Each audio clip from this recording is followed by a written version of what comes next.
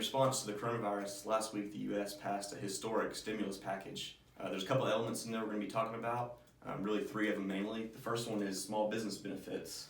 One key element of the business package that they passed was the ability for small businesses to apply for a loan.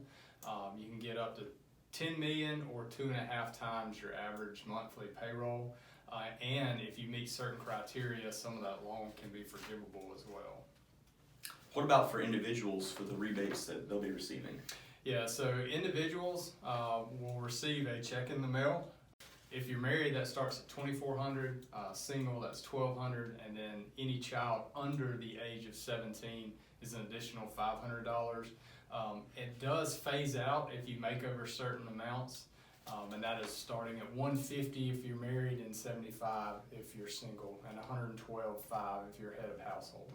What about some of the retirement account provisions for people who have retirement accounts? Yeah, so if you're still working, you can take out $100,000 in 2020, and that is, you do not have to pay the 10% penalty tax you would normally have to pay if you're under age 59 and a half.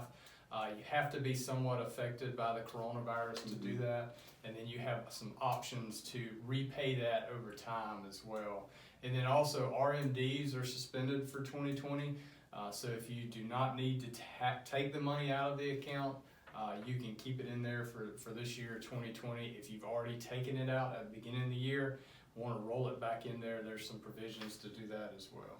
And that's for your IRA, or also if it's a beneficiary That's IRA correct. too? Beneficiary, inherited, and your own personal IRA. Yep. And then with the student loans? Student loan payments have been deferred until September 30th of this year, 2020, but you have to be proactive to do that. So if you're currently paying on your student loan and want to defer those payments, you just need to call your student loan provider and set that up. But no interest accrues.